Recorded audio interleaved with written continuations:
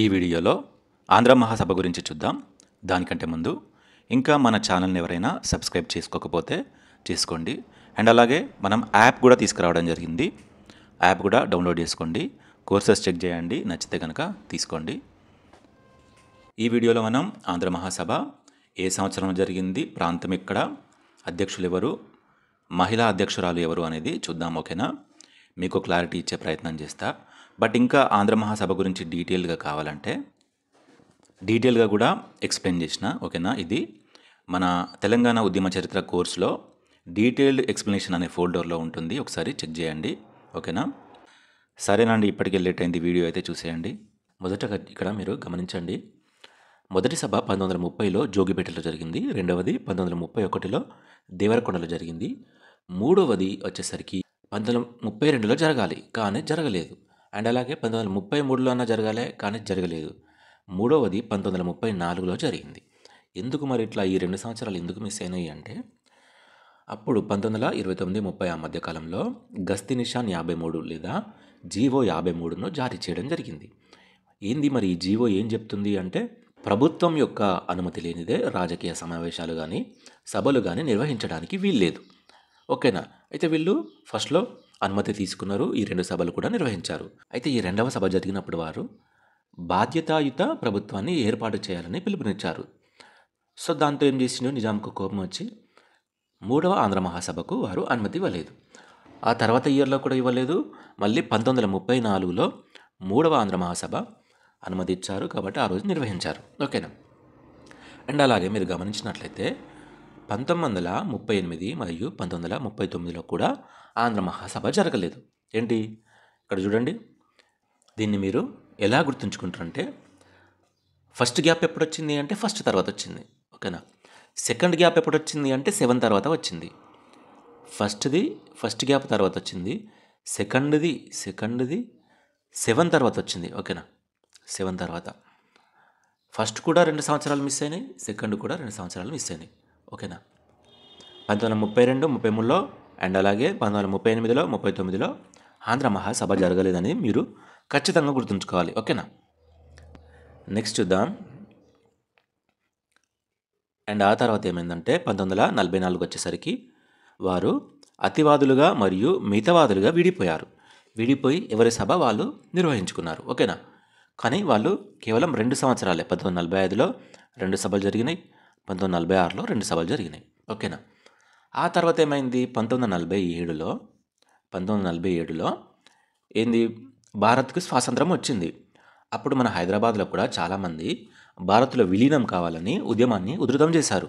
So వాళ్ళు ఆ పనిలో బిజీగా ఉండి ఇక్కడ ఆంధ్ర మహాసభను అయితే నిర్వహించలేదు. అండ్ ఎప్పుడైతే హైదరాబాద్ భారత్లో విలీనమైందో ఆ తర్వాత కూడా ఆంధ్ర మహాసభలు జరగలేదు. కాబట్టి మనం ఏం గుర్తుంచుకోవాలి అంటే, స్వాతంత్రానికి 3 సంవత్సరాల ముందు వాళ్ళు అతివాదులుగా మితవాదులుగా విడిపోయారు. అండ్ స్వాతంత్రానికి 1 సంవత్సరం ముందు 1946లో ఈ సభ ఆగిపోయింది, అప్పటి వరకే జరిగింది. ఓకేనా? అండ్ నెక్స్ట్ చూద్దాం. అయితే ఇక్కడ మీరు గమనించినట్లయితే కొంతమంది ఒక్క వ్యక్తే 2 సార్లు ఆంధ్ర మహాసభకి అధ్యక్షురాలిగా వ్యవహరించారు. రావి నారాయణ రెడ్డి అయితే 3 సార్లు వ్యవహరించారు. ఒకసారి దాని గురించి చూద్దాం. ఇక్కడ ఎల్లప్రగడ సీతాకుమారి 3వ ఆంధ్ర మహాసభకు అధ్యక్షత వహించారు. అండ్ అలాగే 10వ ఆంధ్ర మహాసభకు కూడా ఆమె అధ్యక్షత వహించారు. ఏంది, ఎల్లప్రగడ సీతాకుమారి మనకు 2 సార్లు అయితే ఆంధ్ర మహాసభకు అధ్యక్షత వహించారు. ఒకటి 3వ ఆంధ్ర మహాసభ, ఒకటి 10వది. నెక్స్ట్ ఎవరు, కొండ వెంకట రంగారెడ్డి గారు. ఆయన కూడా 2 సార్లు అధ్యక్షత వహించారు. ఒకటి 5వది, మరొకటి 10వది. ఓకేనా? ఆ తర్వాత మందమూల నరసింహారావు గారు. ఆయన కూడా 2 సార్లు అధ్యక్షత వహించారు. ఒకటి 6వది, మరొకటి 12వది. ఓకేనా? 6, 12 ఈజీగా గుర్తుంటుంది కదా. అండ్ ఆ తర్వాత రావి నారాయణ రెడ్డి గారు 8వ ఆంధ్ర మహాసభ, 11వ ఆంధ్ర మహాసభ అండ్ అలాగే 12వ ఆంధ్ర మహాసభ. 12వ ఆంధ్ర మహాసభలో 2 జరిగినాయి. ఒకటి రావి నారాయణ రెడ్డి అయితే మరొకటి మందమూల నరసింహారావు. ఓకేనా? అండ్ ఇక్కడ మహిళల్లో రంగమ్మ ఓబుల్ రెడ్డి 8 మరియు 9 ఆంధ్ర మహాసభప్పుడు ఆమె అధ్యక్షత వహించారు. ఓకేనా? మొత్తం ఎంతమంది అండి, ఎల్లప్రగడ సీతాకుమారి, కొండా వెంకటరంగారెడ్డి, మందుముల నరసింహారావు, రావి నారాయణ రెడ్డి, రంగమ్మ, ఓబుల్ రెడ్డి. ఓకే, ఇది 2 సార్ల 3 సార్లు నిర్వహించిన దాని గురించి. అండ్ అలాగే కొందరు ఇంటి పేర్లు గమనించండి ఇక్కడ.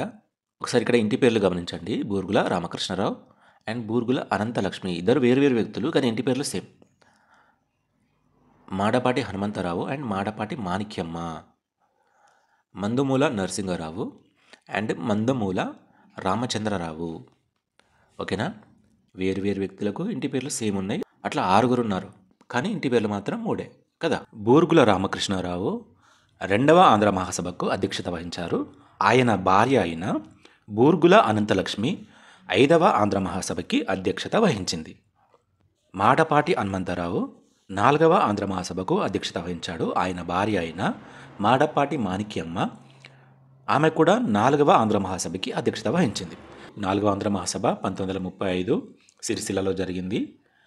అధ్యక్షుడు మాడపాటి హనుమంతరావు, అధ్యక్షురాలు మాడపాటి మాణిక్యమ్మ. ఓకేనా.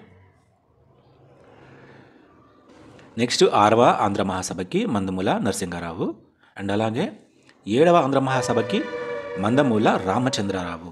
ఓకేనా, 6, 7 అన్నదమ్ములైంది వీళ్ళిద్దరు. ఓకే, ఇప్పుడైతే డీటెయిల్గా ఒకసారి చూద్దాం. మీకైతే అర్థమైంది కదా. ఇయర్లు వచ్చేసరికి 4 ఇయర్లు మిస్ అయినాయి.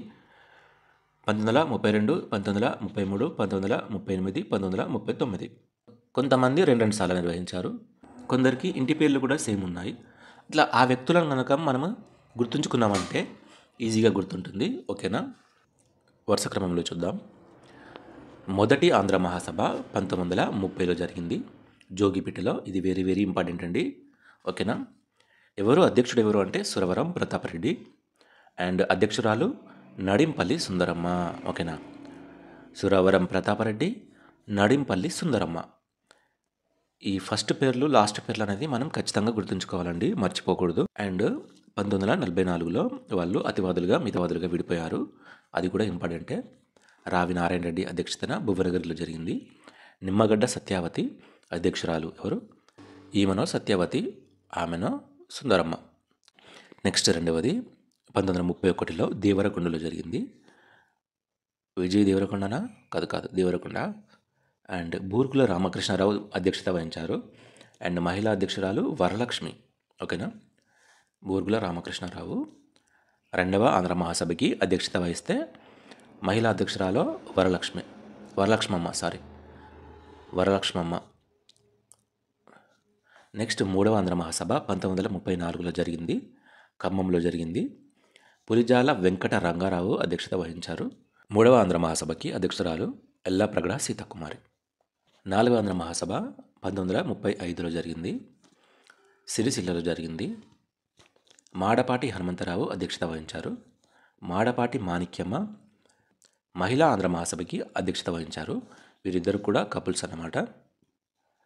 అండ్ ఇక్కడ మీరు గమనిస్తే ఇది 3, ఇది 4, ఇది 4, ఇది 5, 5, 6, 6, 7 తర్వాత మళ్ళీ 0 వచ్చేసింది. ఓకేనా, అంటే మనం 3 to 6 వరకు 3 అనేది వస్తే 1934 గుర్తుంచుకోవాలి. 4 1935, 5 1936, 6 1937. ఓకేనా, 3 తర్వాత వచ్చేదాన్ని 3వ ఆంధ్ర సభ అనడితోనే ఒకటి యాడ్ చేసుకొని 1934 ఇయర్ అని చెప్పాలి. అండ్ 6వ ఆంధ్ర మహాసభ అంటే ఒకటి యాడ్ చేసుకొని 1937 అని చెప్పాలి. ఓకేనా, ఏదో ఒక రకంగా అయితే మనం గుర్తుంచుకునే ప్రయత్నం చేయాలి. నెక్స్ట్ 5వది 1936లో జరిగింది. షాద్నగర్లో కొండా వెంకటరంగారెడ్డి అధ్యక్షత వహించారు. బూర్గుల అనంతలక్ష్మమ్మ మహిళా ఆంధ్ర మహాసభకి అధ్యక్షత వహించారు. అండ్ కొండా వెంకటరంగారెడ్డి ఎక్కడుంది? మరొకటి ఇక్కడ 10వది, అది 5, ఇది 10. ఓకేనా, మందమూల నరసింహారావు కూడా ఇది 6, ఇది 12 కదా, అట్లా గుర్తుంచుకోండి. నెక్స్ట్ 6వది 1937లో నిజామాబాద్లో జరిగింది. మందమూల నరసింహారావు అధ్యక్షుడు. నరసింహారావు అనడితోనే నిజామాబాద్ అని గుర్తుంచుకోవాలి. నరసింహారావు నిజామాబాద్. ఓకేనా, ఇక్కడ నరసింహారావు మడికొండ. ఇక్కడ అధ్యక్షురాలు నందగిరి ఇందిరాదేవి. నెక్స్ట్ 7వది 1940లో మల్కాపురంలో జరిగింది. అధ్యక్షుడు మందమూల రామచంద్రరావు, అధ్యక్షురాలు యోగశీల దేవి. ఆ తర్వాత 8వది 1941లో జరిగింది, చిలుకూరులో జరిగింది. రావి నారాయణ రెడ్డి అధ్యక్షుడు, అధ్యక్షురాలు రంగమ్మ ఓబుల్ రెడ్డి. మీకు గుర్తుందా, రావి నారాయణ రెడ్డి చిలుకూరులోనే, ఇక్కడ చిలుకూరులోనే, చిలుకూరు నల్గొండలో రైతు గ్రంథాలయాన్ని అయితే స్థాపించారు. రైతు గ్రంథాలయం, ఓకేనా. ఇది కూడా 1941లోనే స్థాపించారు. సో మనం 1941 అనడంతోనే చిలుకూరు రావి నారాయణ రెడ్డి ఖచ్చితంగా గుర్తుంచుకోవాలి. అండ్ రంగమ్మ ఓబుల్ రెడ్డి, ఇది రావి, ఇది రంగమ్మ, ఏదో ఒక విధంగా అయితే గుర్తుంచుకునే ప్రయత్నం చేయండి. నెక్స్ట్ 9వది 1942లో ధర్మారంలో జరిగింది. మాదిరాజు రామకోటేశ్వరరావు అధ్యక్షుడు అని చెప్పుకోవచ్చు, అధ్యక్షురాలు రంగమ్మ ఓబుల్ రెడ్డి. అండ్ 10వది 1943లో హైదరాబాద్లో జరిగింది. అండ్ కొండా వెంకటరంగారెడ్డి దీనికి అధ్యక్షులు, అండ్ అధ్యక్షురాలు ఎల్లాప్రగడ సీతాకుమారి. 3వ దానికి మరియు 10వ దానికి ఎల్లాప్రగడ సీతాకుమారి, 5వ దానికి మరియు 10వ దానికి కొండా వెంకటరంగారెడ్డి. నెక్స్ట్ 11వ ఆంధ్ర మహాసభ 1944లో భువనగిరిలో జరిగింది. అధ్యక్షుడు రావి నారాయణ రెడ్డి, అధ్యక్షురాలు నిమ్మగడ్డ సత్యవతి. ఇది కూడా ఇంపార్టెంట్, ఖచ్చితంగా గుర్తుంచుకోవాలి. నెక్స్ట్ 12వది 2 జరిగినాయి, మడికొండలో మరియు ఖమ్మంలో. మడికొండ దానికి అధ్యక్షుడు మందమూల నరసింహారావు, ఖమ్మం ఆంధ్ర మహాసభకి రావి నారాయణ రెడ్డి అధ్యక్షుడు. 1945లో జరిగినవి. అండ్ 1946లో కందిలో మరియు కరీంనగర్లో జరిగింది. కందిలో జమలాపురం కేశవరావు అధ్యక్షత వహించారు. కరీంనగర్లో బద్దం ఎల్లారెడ్డి అధ్యక్షత వహించాడు. బద్దం ఎల్లారెడ్డి మనకు తెలుసు కదా, ఆయన రావి నారాయణ రెడ్డితో సిపిఐ పార్టీని 1940లో ఏర్పాటు చేశారు, ఓకేనా. చివరిగా ఒక్కసారి చూడండి, మొదటి ఆంధ్ర మహాసభకి సురవరం ప్రతాపరెడ్డి అధ్యక్షత వహించారు. 2వ ఆంధ్ర మహాసభకి బూర్గుల రామకృష్ణరావు అధ్యక్షత వహించారు. 4వ ఆంధ్ర మహాసభకి మాడపాటి హనుమంతరావు అధ్యక్షత వహించారు. 6వ ఆంధ్ర మహాసభకి మరియు 12వ ఆంధ్ర మహాసభకి మందమూల నరసింహారావు అధ్యక్షత వహించారు. 5వ ఆంధ్ర మహాసభకి మరియు 10వ ఆంధ్ర మహాసభకి కొండా వెంకట రంగారెడ్డి అధ్యక్షత వహించారు. 8వ ఆంధ్ర మహాసభకి, 11వ ఆంధ్ర మహాసభకి, 12వ ఆంధ్ర మహాసభ అతివాదులకి రావి నారాయణ రెడ్డి అయితే అధ్యక్షత వహించారు. మొదటి మహిళా ఆంధ్ర మహాసభకి నడింపల్లి సుందరమ్మ, చివరి మహిళా ఆంధ్ర మహాసభకి నిమ్మగడ్డ సత్యవతి. సుందరమ్మ సత్యవతి. ఎల్లప్రగడ సీతాకుమారి 3వ ఆంధ్ర మహాసభకి మరియు 10వ ఆంధ్ర మహాసభకి అధ్యక్షత వహించారు. అండ్ రంగమ్మ ఓబుల్ రెడ్డి 8 మరియు 9వ ఆంధ్ర మహాసభకి అధ్యక్షత వహించారు. అండ్ అలాగే ఇక్కడ మీరు జాగ్రత్తగా గమనించండి, ఖమ్మం ఏర్పడే 1953లో ఏర్పడింది కదా, వరంగల్ జిల్లా నుండి. కానీ ఇక్కడ 1934కే ఖమ్మంలో జరిగిందని ఇచ్చారు. అంటే తర్వాత ఏర్పడింది కదా, అదే ప్లేస్ కాబట్టి ఇక్కడ ఖమ్మం అని ఇవ్వడం జరిగింది. అండ్ అలాగే ఇక్కడ కొన్ని చోట్ల హైదరాబాద్ అని ఉంది, కొన్ని చోట్ల అత్రఫ్బల్దా అని ఉంది, గమనించాలి అది మీరు. అండ్ అలాగే వరంగల్లో కానీ హన్మకొండలో కానీ ఒక్క సభ కూడా జరగలేదు, ఓకేనా, అది గుర్తుంచుకోండి. ఓకేనండి, ఇంతే. ఇక ఇవి మీరు 1కి 2 సార్లు చూసుకోవాలి. రేపు ఎగ్జామ్ అనగా పీడిఎఫ్ ఓపెన్ చేసి ఒక్కసారి నీట్గా క్లియర్గా చూసుకుంటూ వెళ్ళిపోండి, ఈజీగా ఆన్సర్ చేయగలుగుతారు, ఓకేనా. ఇదండి ఆంధ్ర మహాసభ గురించి. ఇంకా డీటెయిల్గా కావాలంటే మాత్రం మన యాప్ అయితే డౌన్లోడ్ చేసుకొని తెలంగాణ ఉద్యమ చరిత్ర కోర్సులో డీటెయిల్డ్ ఎక్స్ప్లెనేషన్ అనే ఫోల్డర్లో ఉంటుంది, చెక్ చేయండి. తెలంగాణ ఉద్యమ చరిత్రకు సంబంధించి నేను క్విక్ రివిజన్ పర్పస్లో ఈ వీడియోస్ అయితే చేస్తున్నాను, ఓకేనా. క్లాసెస్ వద్దు, పీడిఎఫ్ సరిపోతుంది అనుకుంటే వాళ్ళకు కూడా ఒక కోర్స్ తీసుకురావడం జరిగింది.